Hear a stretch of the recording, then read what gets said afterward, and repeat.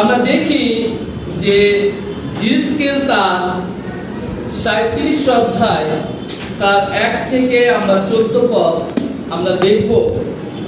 সদাপ্রভুর হস্ত আমার উপরে অর্পিত হইল, তিনি সদাপ্রভুর আত্মা আমাকে বাহিরে লইয়া গিয়া সমস্তটির মধ্যে রাখিলেন, তাহা অস্তিত্বে পরিপূর্ণ ছিল।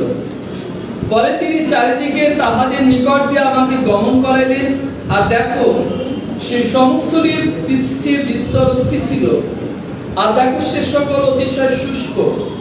পরে তিনি আমাকে কইলেন, হে মনুষ্য সন্তান, এই সকল অস্থি কি জীবিত হইবে? আমি কইলাম, হে প্রভু সদাপ্রভু, আপনি জানেন। তখন তিনি আমাকে কহিলেন, তুমি এই সকল অস্থির উদ্দেশ্যে ভাববানি বলো, তাহাদিগকে বলো, হে শুষ্ক অস্থি সকল, সদাপ্রভুর বাক্য শোনো। প্রভু সদাপ্রভু সকল অস্থিকে এই কথা কহে, দেখো আমি তোমাদের মধ্যে আত্মা প্রবেশ করাইব, তাতে তোমরা জীবিত হইবে। আমি তোমাদের উপরে শিরা দেব, তোমাদের উপরে মাংস উৎপন্ন করিব, চর্ম দ্বারা তোমাদিগকে আচ্ছাদন করিব, তোমাদের মধ্যে আত্মা দেব, তাতে তোমরা জীবিত হইবে। আর তোমরা জানিবে যে আমি সদাপ্রভু। তখন আমি যেমন আজ্ঞা পাইলাম তদনুসারে ভাববানি বলিলাম, আর আমার ভাববানি বলিবার সময় শব্দ হইল, আর দেখো মর্মর ধ্বনি হইল, এবং সেই সকল অস্থির মধ্যে প্রত্যেক অস্থি আপন আপন অস্থির সহিত সংযুক্ত হইল। পরে আমি দৃষ্টিপাত করিলাম, আর দেখো তাহাদের উপরে শিরা হইল, মাংস উৎপন্ন হইল, চর্ম তাহাদিগকে আচ্ছাদন করিল, কিন্তু তাহাদের মধ্যে আত্মা ছিল না। পরে তিনি আমাকে কহিলেন, আত্মার উদ্দেশ্যে ভাববানি বলো, হে মনুষ্য সন্তান, ভাববানি বলো, আত্মাকে বলো, প্রভু সদাপ্রভুর কথা কহে, হে আত্মন, চারি বায়ু হইতে আসো, এই নিহত লোকদের উপরে বহ, যেন তাহারা জীবিত হয়। তখন তিনি আমাকে যে আজ্ঞা দিলেন তদনুসারে আমি ভাববানি বলিলাম, তাহাতে আত্মা তাহাদের মধ্যে প্রবেশ করিল, তাহারা জীবিত হইল, আপন আপন পায়ে ভর দেয়া দাঁড়াইল, সে অতিশয় মহতী বাহিনী। পরে তিনি আমাকে কহিলেন, হে মনুষ্য সন্তান, এই সকল অস্থি সমস্ত ইসরায়েল কুল, দেখো তারা বলিতেছে, আমাদের অস্থি সকল শুষ্ক হইয়া গিয়াছে, আমাদের আশ্বাস নষ্ট হইয়াছে, আমরা একেবারে ছিন্ন হইলাম। এই জন্য তুমি ভাববানি বলো, তাহাদিগকে বলো, প্রভু সদাপ্রভুর কথা কহে, দেখো আমি তোমাদের কবর সকল খুলিয়া দেব, হে আমার প্রজা সকল, তোমাদের কবর হইতে তোমাদিগকে উত্থাপন করিব, তোমাদিগকে ইসরায়েল দেশে লইয়া যাইব। তখন তোমরা জানিবে যে আমি সদাপ্রভু, কারণ আমি তোমাদের কবর সকল খুলিয়া দেব, হে আমার প্রজা সকল, তোমাদের কবর হইতে তোমাদিগকে উত্থাপন করিব, আর আমি তোমাদের মধ্যে আত্মা দেব, তাতে তোমরা জীবিত হইবে। আমি তোমাদের দেশে তোমাদিগকে বসাইব, তাতে তোমরা জানিবে যে আমি সদাপ্রভু ইহা বলিয়াছি, ইহা সিদ্ধ করিয়াছি। সদাপ্রভুর কথা বলে। হালেলুয়া। আমরা দেখি যে ঈশ্বর জিসকেলের সঙ্গে কথা বললেন। হালেলুয়া।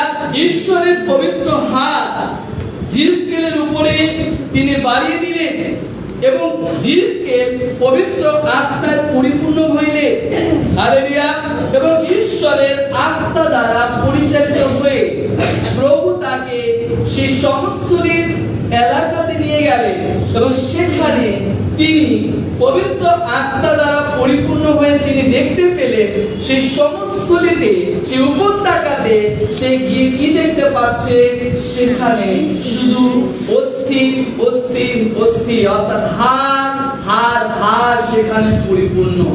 Hallelujah, hallelujah. এবং জিসকেল তার 3 অধ্যায় 22-23 পদ যদি আমরা দেখি, সেখানে কি বলছে? জিসকেল তার 3 অধ্যায় 22-23 পদ আমরা একটু বের করব। জিসকেল তার 3 অধ্যায় 22-23 পদে কি বলছে? পরে সে স্থানে সদাপ্রভু আমার উপর হস্তার্পণ করিলেন, আর তিনি কইলেন, উঠো, বাহির হইয়া সমস্তলিতে যাও, আমি সেখানে তোমার সহিত কথা বলিব। তাহাতে আমি উঠিয়া সমস্তলিতে গমন করিলাম, আর দেখো সে স্থানে সদাপ্রভু সেই প্রতাপ দণ্ডায়মান কবার নদীতীরের যে প্রতাপ দেখিয়েছিলাম, তখন আমি উপুর হইয়া পড়িলাম। হালেলুয়া। তাহলে আমরা দেখি যে ঈশ্বর জিসকেলের সঙ্গে তিনি কথা বললেন, ঈশ্বর তার প্রতাপকে তিনি দেখালেন। হালেলুয়া। কারণ আমরা যদি দেখি যে জিসকেল ঈশ্বরের কাছ থেকে কি বার্তা দেখতে পেলেন? প্রত্যাশার বার্তাকে দেখতে পেলেন। হালেলুয়া। ঈশ্বরের কাছ থেকে প্রত্যাশার বার্তাকে তিনি দেখতে পেলেন। তার আগে জিসকেল ঈশ্বরের বিচার করার হৃদয় দেখেছেন, কিন্তু এখন জিসকেল তিনি ঈশ্বরের কাছ থেকে কি দেখতে পেলেন? এক নতুন বার্তাকে তিনি দেখতে পেলেন, প্রত্যাশার বার্তা। হালেলুয়া। এবং আমরা যদি দেখি বলছে কি 37-এ, জিসকেল তার 37-এর 1 পদে বলছে, সদাপ্রভুর হস্ত আমার উপরে অর্পিত হইল, তিনি সদাপ্রভুর আত্মায় আমাকে বাহিরে লইয়া গিয়া সমস্তের মধ্যে রাখিলেন, তাহা অস্থিতে পরিপূর্ণ ছিল। হালেলুয়া। হালেলুয়া। আমরা জানি যে এক সময় ইসরায়েল জাতিরা, ঈশ্বরের মনোনীত জাতি হচ্ছে ইসরায়েল জাতি, এবং সেই ইসরায়েল জাতি, ঈশ্বরের সেই মনোনীত জাতি কি হয় না, এক সময় কি হয় না, ব্যাবিলনের রাজা নবুকদনেসর তার দলবল নিয়ে কি করে না, ইসরায়েলের লোকদেরকে কি করে, কিডন্যাপ করে নিয়ে আসে। হালেলুয়া। হালেলুয়া। আর তাদেরকে কিডন্যাপ করে নিয়ে আসে এবং সেখানে কি করে, জেরুজালেমের মন্দির ভেঙে ফেলে, জেরুজালেমের মন্দিরে যা কিছু ছিল সবকিছু তারা লুট করে নিয়ে যায়।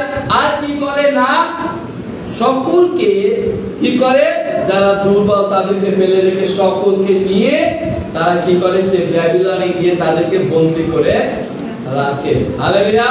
এবং তারপরে আমরা যদি দেখি যে ঈশ্বরের বাক্য কি বলছে, যে জিসকেলকে ঈশ্বর দর্শনের দ্বারা ঈশ্বর প্রকাশ করা দেখাচ্ছে যে এই যে এই অস্থিগুলো কিনা সেই নির্বাসিত লোকদের কথা বলা হয়েছে, যারা ব্যাবিলনে তারা বন্দী অবস্থায় ছিল।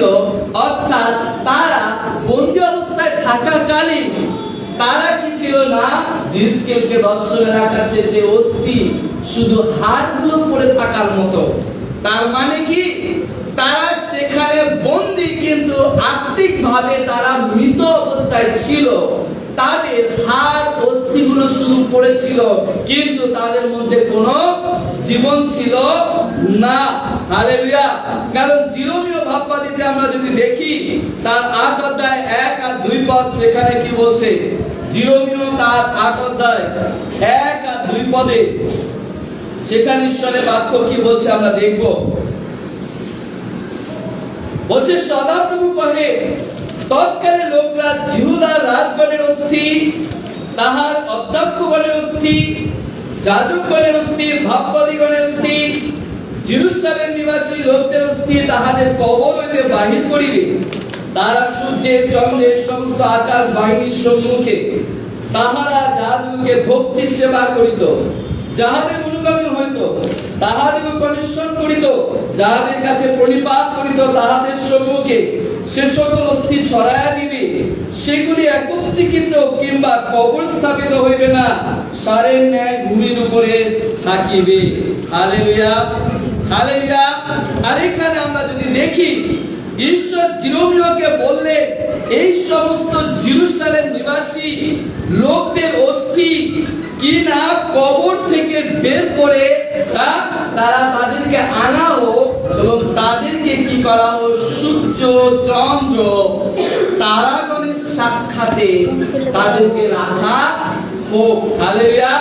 তাহলে আমরা দেখি যেন তারা তাদের সেবা করতে পারে। কারণ তারা কি করছে না, সে সূর্য, চন্দ্র, তারাগণের সেবা করছে। কারণ তারা জীবন্ত ঈশ্বরকে সেবা না করে তারা কি করতে লাগলো, মিথ্যা ঈশ্বর ঈশ্বরকে সেবা করতে লাগলো। Hallelujah, hallelujah.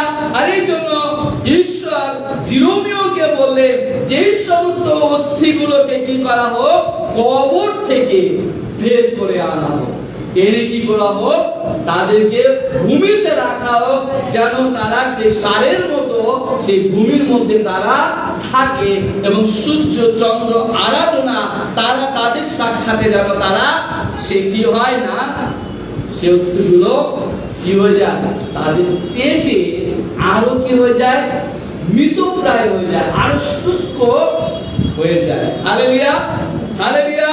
তাহলে আমরা কি দেখলাম, আমরা যদি জি স্কেলে দেখি যে বলছে কি, তাহা অস্থিতে পরিপূর্ণ, অর্থাৎ সেই অস্থিগুলোর মধ্যে কোনো জীবন ছিল না।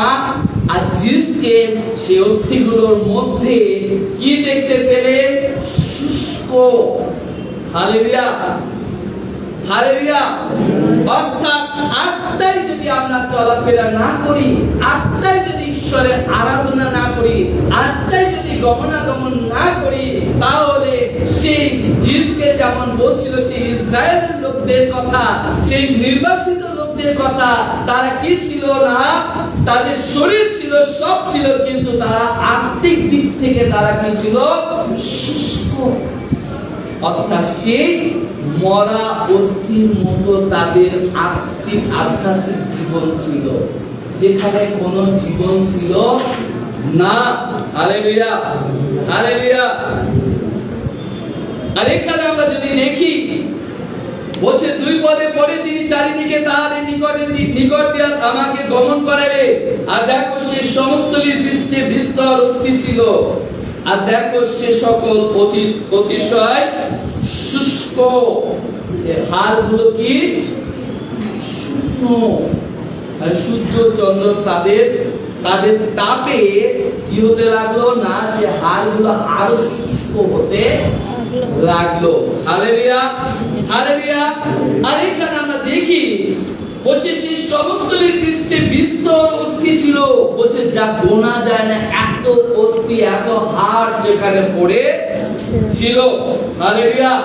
আর আমরা যদি দেখি যে ঈশ্বর পারে না এমন কোন কাজ অসাধ্য নয়, ঈশ্বর পারে না এমন কোন কাজ অসাধ্য নয়। আমরা দেখি এই সময় পুরাতন নিয়মে ফার্স্ট আমরা দেখি যে প্রথম মৃত ব্যক্তি জীবিত হয়, সেটা হচ্ছে এলিয়র দ্বারা। যে এলিয় সেই কিনা 3.5 বছর বৃষ্টি না হওয়ার দরুন কি হয়েছিল, সারা দেশে দুর্ভিক্ষ দেখা দিয়েছে। কারণ এলিও প্রার্থনা করেছিল যাতে বৃষ্টি না হয়, আর বৃষ্টি না হওয়ার কারণে কি হয়েছিল, দুর্ভিক্ষ দেখা দিয়েছিল। এবং ঈশ্বর এলিওকে থাকার জন্য এক বিধবার বাড়িতে আশ্রয় দিয়েছিলেন, এবং পরবর্তীকালে সেই বিধবার সন্তান যখন মারা যায়, আর এলিও সেই মৃত সন্তানকে কি করে, জীবিত করে। Hallelujah, hallelujah. আবার আমরা সুলেমিয়াকে দেখি, যে সুলেমিয়া সেই ভাববাদী কে ছিল, এলিওর শিষ্য ভাববাদী কে ছিল, ইলিশার সময়ও সেই সুলেমিয়া তারও পুত্র মারা যায়। হালেলুয়া। আর তাতে সে ভাববাদী গিয়ে কি করে, তার হাড়ের সঙ্গে হাড়, তার মাংসের সঙ্গে মাংস, তার হাতের সঙ্গে হাত থেকে জীবন্ত ঈশ্বরের কাছে প্রার্থনা করে, ভাববাণী বলে, তাতে কি হয়, সে মৃত ব্যক্তি জীবিত হয়ে ওঠে। হালেলুয়া। এবং আমরা যদি দেখি সেই এলিশা যখন মারা যায়, প্রথম রাজাবলীতে আমরা 17 অধ্যায় 17 থেকে আমরা সেখানে দেখতে পাবো, দ্বিতীয় রাজাবলী তার 4 অধ্যায় 18 থেকে আমরা দেখতে পাবো, দ্বিতীয় রাজাবলী তার 13 অধ্যায় 21 পদে আমরা দেখতে পাবো যে লুটকারী একটা দল কি করছিল না, লুট করতে আসছে। আর তখন কি হয়, সেই ইলিশা মারা যায়, ইলিশাকে কবর দেওয়া হয়, এবং সেই কবরের পাশে একজন ব্যক্তিকে, মৃত ব্যক্তিকে কবর দিতে নিয়ে আসে। আর যখন সে কবর খোঁড়ে তখন কি হয়, সেই লুটকারী দল যখন আসে আক্রমণ করতে, তখন সে মৃত ব্যক্তিকে কি করে, ছুঁড়ে ইলিশার কবরের মধ্যে ফেলে দেয়। হালেলুয়া। আর যখন সেই মৃত ব্যক্তিকে ছুঁড়ে ইলিশার কবরের মধ্যে ফেলে দেওয়া হয়, আর ফেলে দিয়ে তারা নিজ নিজ প্রাণ বাঁচানোর জন্য তারা যে যার মতো পালিয়ে যায়। হালেলুয়া। এবং তারপরে আমরা যদি দেখি যে কিনা সেই মৃত ব্যক্তি ইলিশার অস্থি স্পর্শ করাতে সেই মৃত ব্যক্তি জীবিত হল। Hallelujah, hallelujah. ঈশ্বরের অবিশ্রুত ভাববাদীদের কথার মধ্যে এত পাওয়ার, এত শক্তি, এত ক্ষমতা যে কিনা তারা মরে গেল তাদের হাত স্পর্শ করে মৃত মানুষ জীবিত হয়ে যাচ্ছে। ঈশ্বরের কাছে কোনো কিছু অসম্ভব নয়। আর এই জন্য ঈশ্বর জিসকে বলছে, তুমি এই শুষ্ক ভাববাদীর, এই শুষ্ক অস্থিগুলোর সম্বন্ধে তুমি ভাববাদী বলো, ভবিষ্যৎবাণী। Hallelujah, hallelujah. আর আমরা দেখবো শাস্ত্র বাক্য কি বলছে।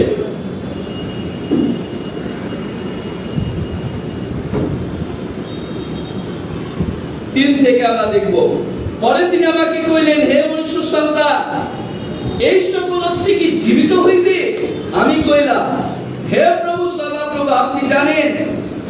তখন তিনি আমাকে কহিলেন, তুমি এই সকল অস্থির উদ্দেশ্যে ভাববাণী বলো।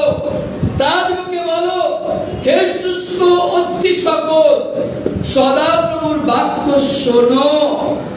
সদাপ্রভু এই সকল অস্থিকে কথা করেন, দেখো আমি তোমাদের মধ্যে আত্মা প্রবেশ করাইব, তাহাতে তোমরা জীবিত হইবে। আমি তোমাদের উপরে শিরা দেব, তোমাদের উপরে মাংস উৎপন্ন করিব, চর্ম দ্বারা তোমাদেরকে আচ্ছাদন করিব, তোমাদের মধ্যে আত্মা দেব, তাহাতে তোমরা জীবিত হইবে, আর তোমরা জানিবে যে আমি সদাপ্রভু। আর তখন আমি যেমন আজ্ঞা পাইলাম তদনুসারে ভাববাণী বলিলাম। আর আমার ভাববাণী বলিবার সময় শব্দ হইল, আর দেখো মর্মধ্বনি হইল, আর সেই সকল অস্থির মধ্যে প্রত্যেক অস্থি আপন আপন অস্থির সহিত সংযুক্ত হইল। পরে আমি দৃষ্টিপাত করিলাম, আর দেখো তাহাদের উপরে শিরা হইল, মাংস উৎপন্ন হইল, চর্ম তাহাদিগকে আচ্ছাদন করিল, কিন্তু তাহাদের মধ্যে আত্মা ছিল না। Hallelujah, hallelujah, hallelujah. আমরা কি দেখলাম? ঈশ্বর জিসকেলকে কি বলল? আর ঈশ্বর জিসকেলের মুখ দিয়ে যে বাক্য বলল, আর জিসকেল বলার সঙ্গে সঙ্গে ঈশ্বর তিনি কাজ করতে আরম্ভ করলেন। Hallelujah, hallelujah. আমরা যদি সৃষ্টির শুরুতে দেখি, যখন ঈশ্বর সবকিছু সৃষ্টি করলেন, সবকিছু সৃষ্টি করার পরে ঈশ্বর দেখলেন যে তার কাজ, সৃষ্টি কাজ কিছু অপূর্ণ রয়ে গেছে, এবং ঈশ্বর তিনি এক পরিকল্পনা করলেন, যে মানুষ সৃষ্টির পরিকল্পনা করলেন। ঈশ্বর কি করলেন? এই পৃথিবী থেকে ধুলো নিলেন, ধুলো নিয়ে এক কি করলেন? মূর্তি নির্মাণ করলেন। হালেলুয়া। এবং ঈশ্বর সেই মূর্তি নির্মাণ করার পরে সেই মূর্তির মধ্যে ঈশ্বর কি দিলেন? হাড় দিলেন, মাংস দিলেন, চামড়া দিলেন। ঈশ্বর সব কিছু তার মধ্যে দিলেন, কিন্তু তার মধ্যে কি প্রয়োজন ছিল? শ্বাস প্রশ্বাসের প্রয়োজন ছিল, তার মধ্যে জীবনের প্রয়োজন ছিল। আর এই জন্য ঈশ্বর তিনি কি করলেন? আদমকে তিনি কি করলেন? তার ঈশ্বরের শ্বাস প্রশ্বাস থেকে ফু দিয়ে আদমকে জীবন্ত প্রাণী করলেন, সজীব প্রাণী করলেন। Hallelujah, hallelujah. ঈশ্বরের কাছে কোনো কিছু অসম্ভব নয়। আদি তার 2:7 সেখানে লেখা আছে, ঈশ্বর কি করলেন? মানুষকে সজীব প্রাণী করলেন। হালেলুয়া। আর এই কারণে আমরা দেখতে পাই, আরেকটা বাক্য আমরা দেখব,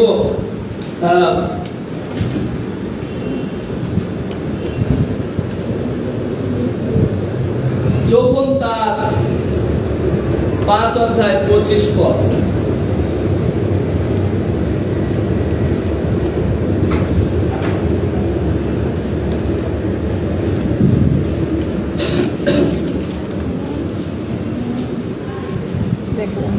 সত্য সত্য আমি তোমাদিগকে বলিতেছি, এমন সময় আসিতেছে, বড় এখন উপস্থিত, যখন মৃতেরা ঈশ্বরের পুত্রের রব শুনিবে, যারা শুনিবে তাহারা জীবিত হইবে।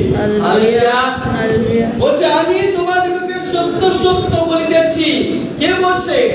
প্রভু যিশু বলছে, আমি তোমাদিগকে সত্য সত্য বলিতেছি, এমন সময় আসিতেছে, এখন উপস্থিত, যখন মৃতেরা ঈশ্বরের পুত্রের রব শুনিবে, যারা শুনিবে তাহারা জীবিত হইবে।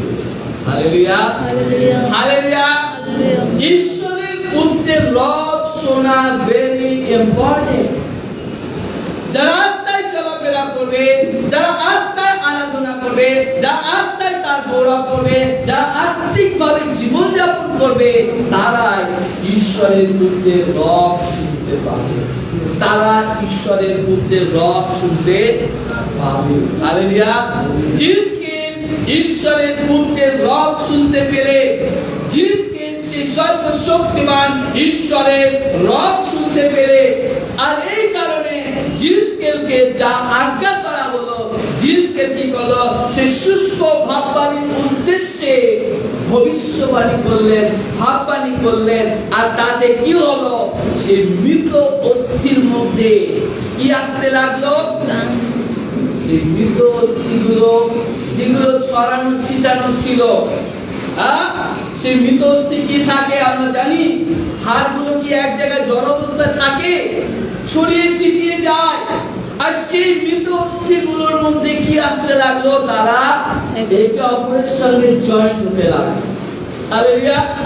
একে অপরের সঙ্গে জয়েন্ট হতে লাগলো। It's very important. একে অপরের সঙ্গে জয়েন্ট হওয়া মানে কি? যখন আমরা একে অপরের সঙ্গে গ্যাদারিং হব, এক হৃদয়, এক আত্মা, এক অন্তঃকরণ হয়ে যখন আমরা ঈশ্বরের আরাধনা করব, ঈশ্বরের গৌরব করব, সেই সহভাগিতায় ঈশ্বরের জ্যোতি নেমে আসবে, ঈশ্বরের শক্তি নেমে আসবে, ঈশ্বরের পাওয়ার নেমে আসবে। Hallelujah, hallelujah. সহভাগিতা ছাড়া খ্রিস্টীয় জীবন ডেথ। সহভাগিতা ছাড়া খ্রিস্টীয় জীবন ডেথ। খ্রিস্টীয় জীবন কেবলমাত্র জীবিত থাকে সহভাগিতার মধ্য দিয়ে। আর এই কারণে আমাদের একে অপরের সঙ্গে সহভাগিতা প্রয়োজন আছে। একে অপরের সঙ্গে সহভাগিতা প্রয়োজন আছে। আর এখানে আমরা যখন দেখি জিসকে যখন বাক্য বললো, ভাববাণী বললো, তখন কি হতে লাগলো? একটা হাড় আর একটা হাড়ের সঙ্গে যুক্ত হতে লাগলো। হালেলুয়া। আর তারপরে কি হতে লাগলো? তার মধ্যে মাংস হতে লাগলো। তার মধ্যে কি হতে লাগলো? মাংস হতে লাগলো, শিরা হতে লাগলো, আর তারপরে চামড়া হতে লাগলো। Hallelujah, hallelujah. পুরো কমপ্লিট এক মানুষ, কিন্তু তার মধ্যে কি ছিল না? আত্মা ছিল না। ঈশ্বর যখন আদমকে সৃষ্টি করলেন, আদমকে সৃষ্টি করার পরে ঈশ্বর দেখলেন তার মধ্যে আত্মা নেই। আর এই কারণে ঈশ্বর তিনি কি করলেন? নিজের শ্বাস প্রশ্বাস দিয়ে আদমকে সজীব প্রাণী করলেন। Hallelujah, hallelujah. আর এখানে আমরা কি দেখতে পাই? পরে আমি দৃষ্টিপাত করিলাম 8 পদে, জিসকেল তার 37-8। আর দেখো, তাহাদের উপরে শিরা হইল, মাংস উৎপন্ন হইল, চর্ম তাহাদিগকে আচ্ছাদন করিল, কিন্তু তাহাদের মধ্যে আত্মা ছিল না। তাহাদের মধ্যে আত্মা ছিল না। মৃতেরা সদাপ্রভুর গৌরব করে না। মৃতেরা সদাপ্রভুর গৌরব করে না। হালেলুয়া। যারা আত্মিকভাবে মৃত, তারা ঈশ্বরকে গৌরব করতে পারে না। আর এখানে আমরা কি দেখতে পাই? পরের দিন আমাকে কহিলেন, আত্মার উদ্দেশ্যে ভাববাণী বলো, হে মনুষ্য সন্তান, ভাববাণী বলো।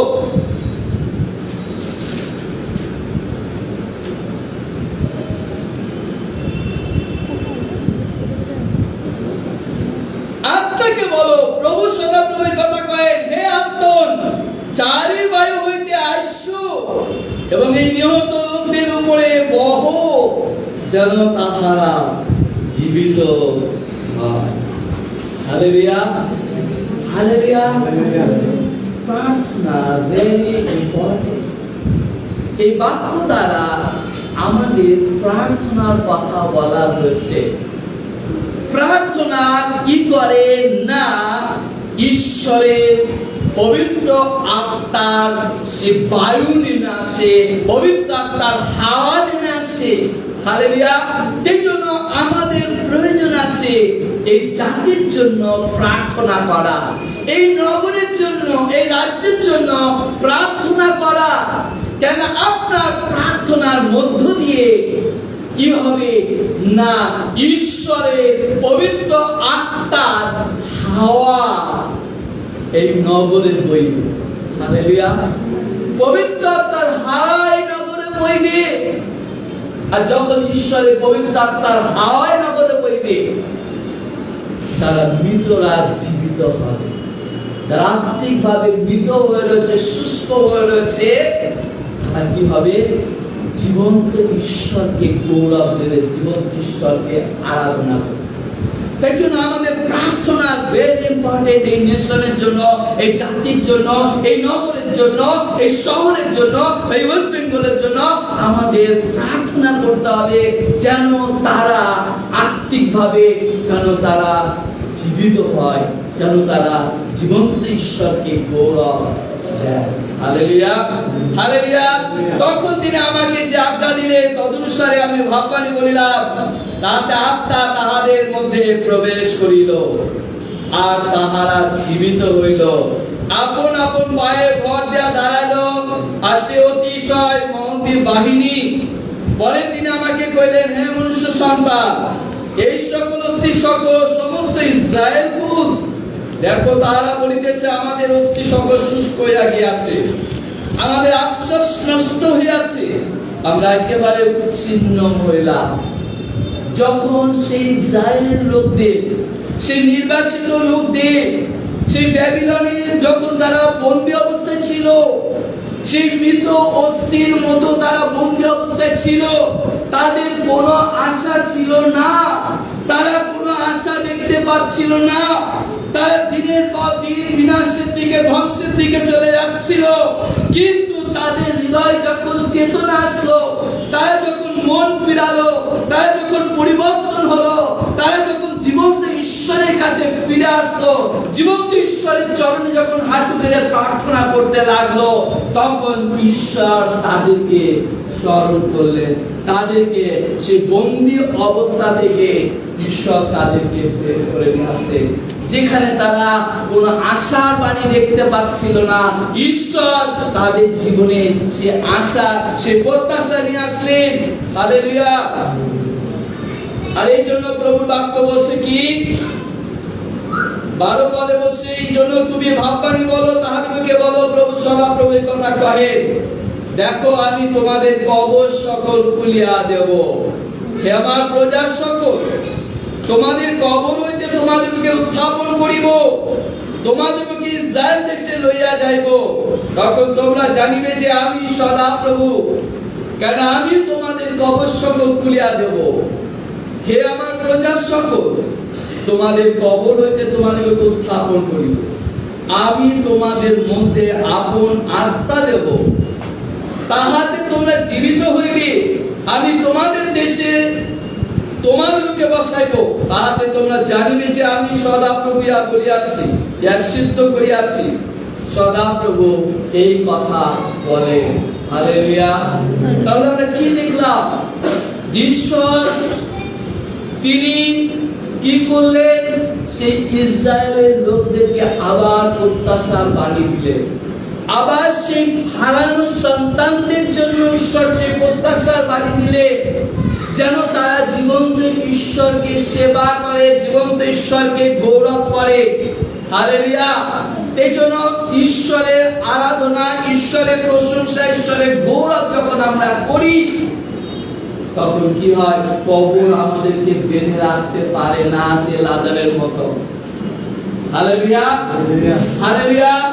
অনেক সময় আমরা খ্রিস্ট বিশ্বাসীরা অনেক সময় আমরা সেই কবরে বন্দি অবস্থায় রয়েছি, আমাদেরকে বেঁধে রাখা রয়েছে, বিভিন্ন রীতিনীতির মধ্যে আমরা বন্দী হয়ে রয়েছি, বিভিন্ন আধ্যাত্মিক জীবনযাত্রাকে, আধ্যাত্মিক জীবনের বিরুদ্ধে আমরা কি হয়ে রয়েছি, বন্দী হয়ে রয়েছি।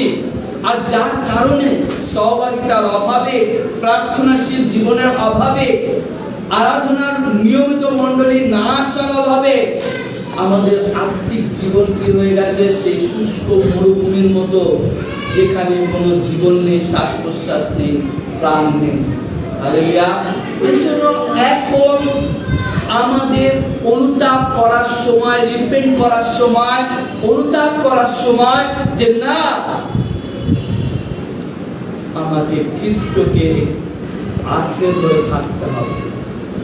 কারণ প্রভুর আসার সময় খুবই সন্নিকট, আমাদের প্রয়োজন আছে তাকে শক্ত করে ধরে থাকা, তাকে শক্ত করে ধরে থাকা, তার আরাধনা করা, তার গৌরব করা, তার সেবা করা। আর যখন আমরা তা করব, আমাদের জীবনে ঈশ্বরের গৌরবকে দেখতে পাব, ঈশ্বরের মহিমাকে দেখতে পাব। হালেলুয়া। কারণ মধ্যে যখন 5:24 কি দেখলাম, 5:24 কি তারা কার দর্শন লাভ করবে?